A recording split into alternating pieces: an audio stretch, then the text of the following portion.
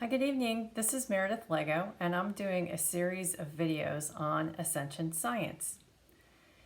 Tonight, I actually want to focus on not necessarily sharing teachings from Ascended Master Hilarion, who I normally am in connection with and able to share the teachings with you on this channel about different aspects of Ascension and the mechanisms for how that works.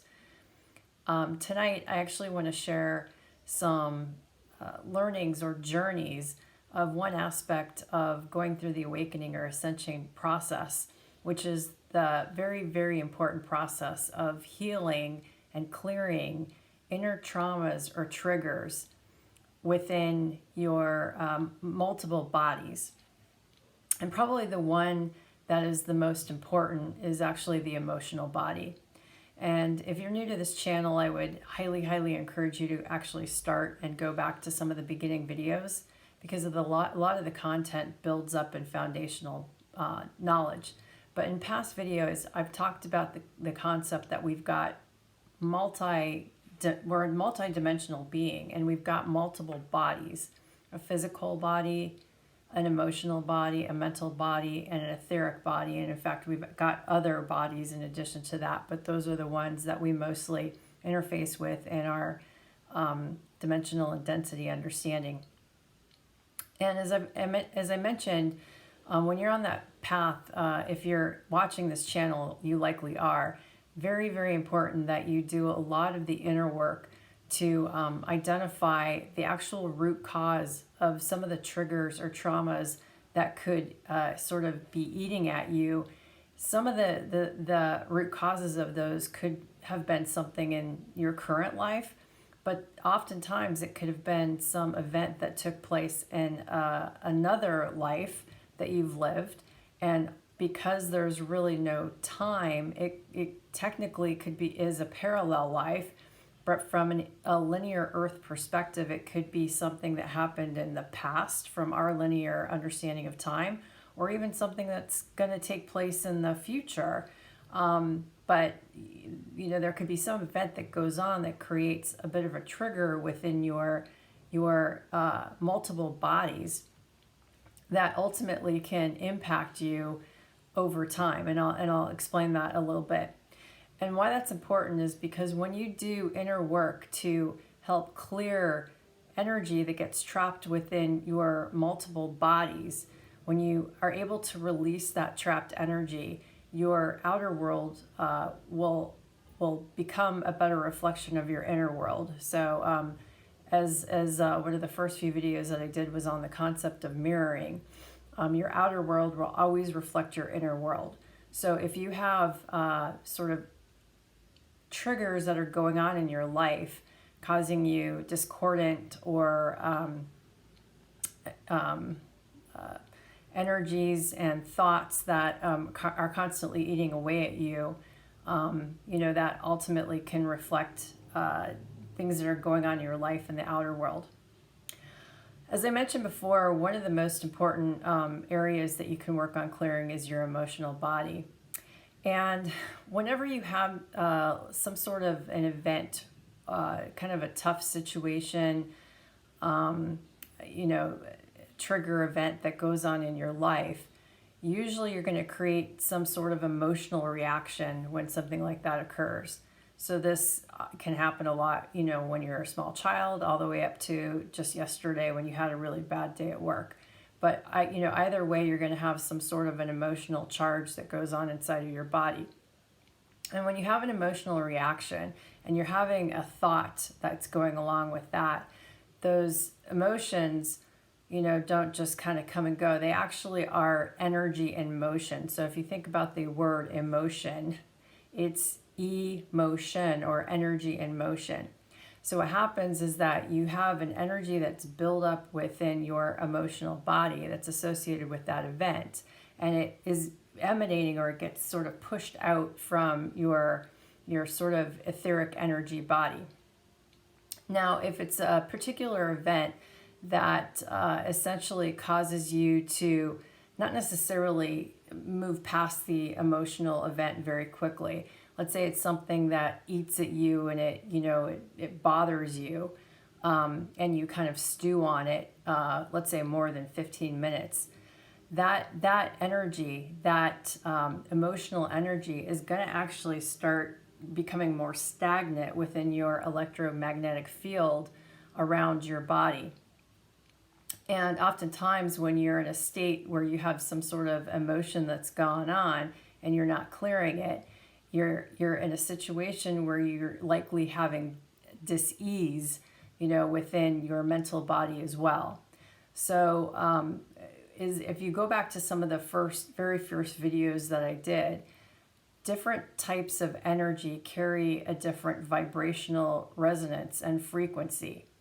And that particular vibration can create sound or sound pitches that then can create different patterns and start to structure patterns of matter within the quantum particles, very, very small quantum particles. But essentially, that energy, as it's vibrating, is going to carry a certain vibrational frequency. And in fact, usually, and it's been studied, that the emotional, or the frequencies, I guess you could say, the frequencies associated with emotions that are, call it fear, anger, depression, whatnot, tend to carry a lower vibrational frequency than other energies that are associated with emotions like love, happiness, or joy. And I'm sure that, if you really tune into your body, you can feel the difference when you're having, a sort of an emotion when you're sad or angry versus an emotion when you're happy and joyous. Well, in situations where you have sort of a stressed emotion, let's say you're angry, you're sad, you're resentful, and you don't process that emotion very quickly, that energy is going to go out, as I mentioned, sit in your electromagnetic field.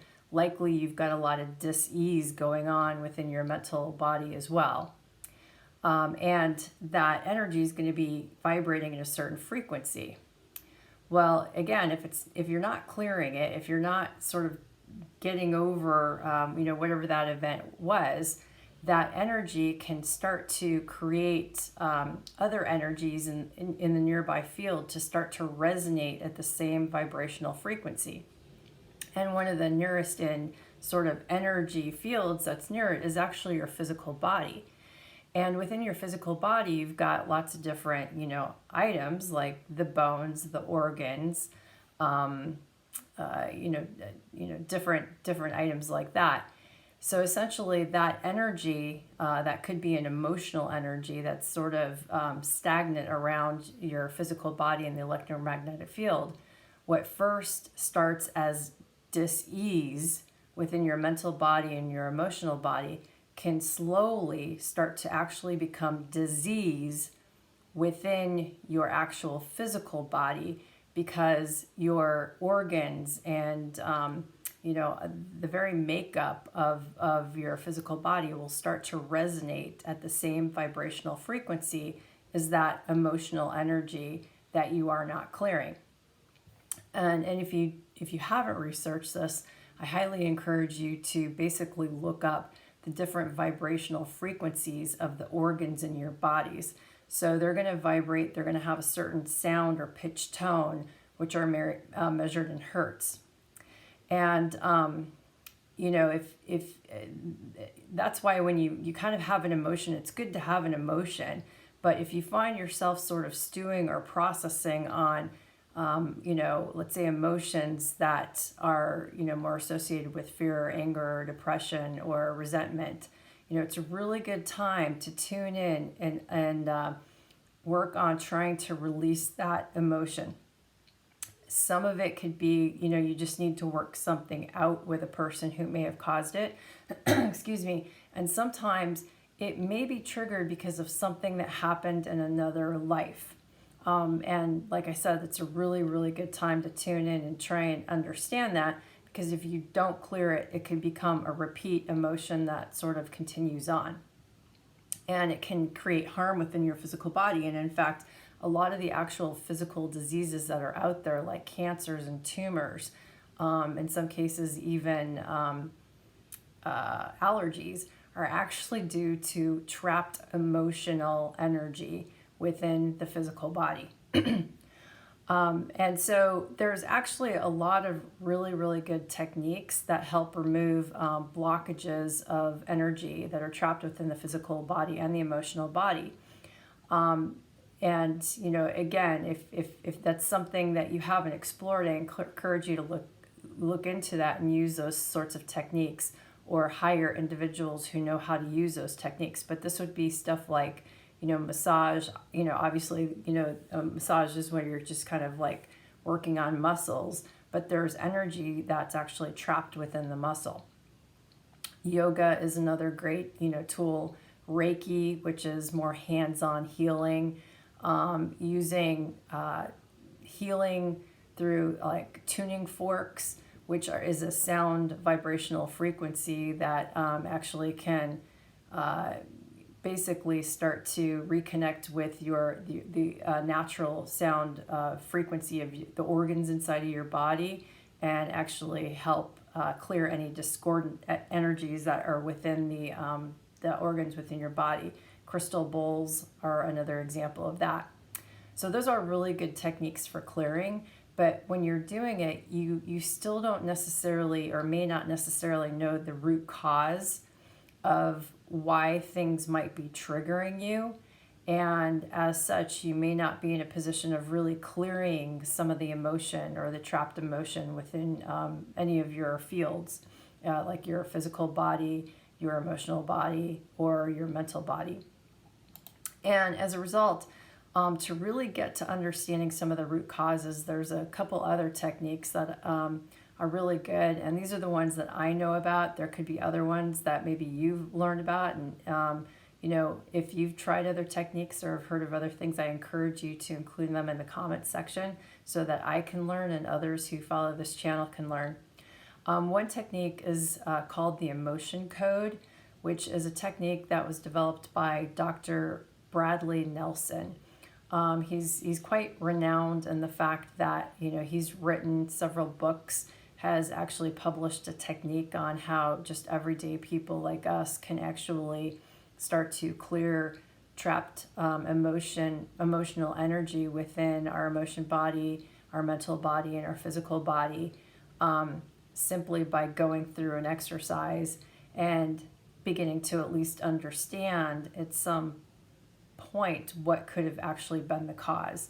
Something that happened in, you know, an earlier in your life, or something that might have actually happened with an ancestor and was actually carried down as sort of a trapped emotion within the DNA. Another technique that I encourage is called quantum hypnosis healing, or that's kind of the long name for it, but it's QHHT for short. And this is basically a technique where you're using hypnotic regression techniques, basically, in order to be taken into another time or another life, in order to understand what your higher self believes you need to know in the moment in order to address any questions that you might have. And oftentimes you can use those sessions in order to understand any sort of trapped emotions, or, you know, why you might be triggered by certain things that are going on in your life. And so I wanted to actually bring up a couple of examples that I experienced actually through the QHH technique.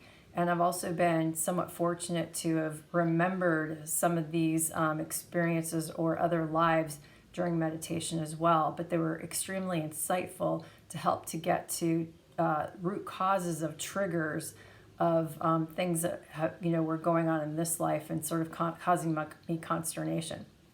So I've been fortunate using meditation and QHHT to remember about 30 to 40 what I call parallel lives.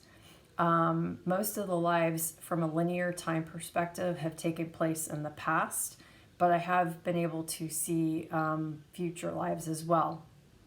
And in some cases, I've been able to actually witness the death process in many of those lives. So it was actually through that understanding that I began to realize that, your consciousness never really dies. Your physical body will die, but your consciousness will never die.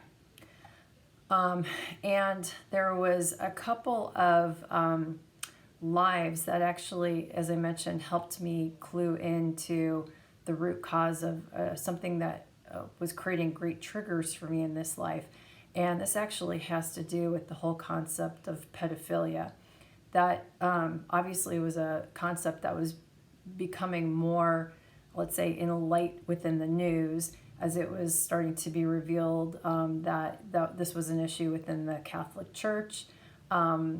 Different politicians kind of were experiencing it. And, I don't want to get into the politics of all of it, but it certainly was something that was, coming to the forefront in the news. And I found myself to be so angered and outraged by it. I mean, in general, obviously,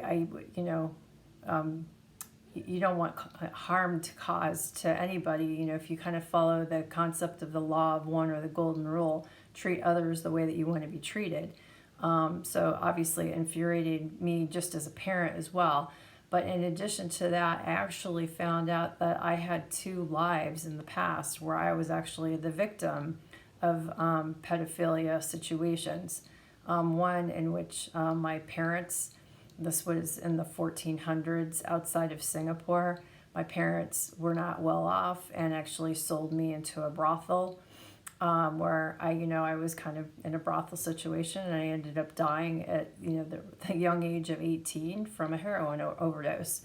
Another life, I was someplace in Europe, in the call it 15th, 16th century, and I was with a group of girls, and we were sort of being held against our will, doing stuff. I fortunately was able to escape, and I tried to take a number of girls with me. But they didn't feel comfortable leaving because they thought they were going to get caught and harmed. And so those were 2 situations of lives that are remembered. But where I wanted to bring it back to this life is that second life that I remembered, I actually had dreams of that life, of feeling guilty of leaving a group of girls behind. And in this particular case, in this life, I was on a sports team through college, and I always felt that I was abandoning those girls my senior year and not trying out for the team. So it was a huge feeling of abandonment that I kept reliving in a dream, and I didn't know why, because I would never have not tried out for the team my senior year. But when I figured out and I remembered that one life, those nightmares ended immediately. So I was kind of reliving that situation where I felt like I was abandoning a group of girls, to endure going through what was going on in that particular situation. And I carried so much guilt over that, although I didn't have to. They had free will choice to come or not, and I was holding on to that guilt. So when I learned about that through that session, I was able to basically let go of a lot of energy out of my field. So something else when it comes to healing that, sorry, my dog's barking in the background, but when it comes to essentially healing trapped emotion, there's a couple of really, really good techniques that I want to talk about as well. And I've used both of them and have found them to be extremely helpful. One is called Ho'oponopono. And this is basically a very beautiful Hawaiian teaching about the concept of forgiveness. So Ho'oponopono roughly translates to cause things to move back into balance or to make things right. And, if I encourage you to do your own research on it, there's lots of books out there. That's actually how I learned the technique. But part of the technique basically uses a prayer that you basically say and the prayer goes, I'm sorry, please forgive me, thank you, I love you. And the way that I use it is I basically imagine, I kind of go into a past event, and I've done this with like every person I've ever tried to interact or I've interacted with in this life, as well as going back to all of those 30 to 40 other lives that I remember, and basically saying it to individuals who I interacted with in that life, of basically imagining them in front of me and basically saying, you know, I'm sorry, please forgive me, thank you, I love you, I forgive you. And I basically, you know, give them a gift of light from my heart, and imagine them turning around and walking away. And, you know, in that situation, for example, of that life in 14th century Singapore, where my parents gave me away and sold me into a brothel at the age of 11, I think it was. You know, when I went through that technique and said that to them, imagining them in front of me, as well as all the individuals who I had to interact with in the brothel, I actually felt enormous amount of gooey sort of energy escaping from my body, or, you know, sort of exiting my body. And there was one night where I couldn't sleep, and I was doing this with like everybody I could think of. I felt like I was about 100 pounds lighter the next morning, simply because I was releasing a whole bunch of trapped energy and trapped emotion from my DNA, as well as from my etheric blueprint. So that is an incredible technique for just sort of, when you can understand trigger points and kind of get to the root cause of, you know, doing that to different people that you've interacted with, or, you know, if you can understand things that have gone in past lives, that you've, you know, do it with those individuals as well.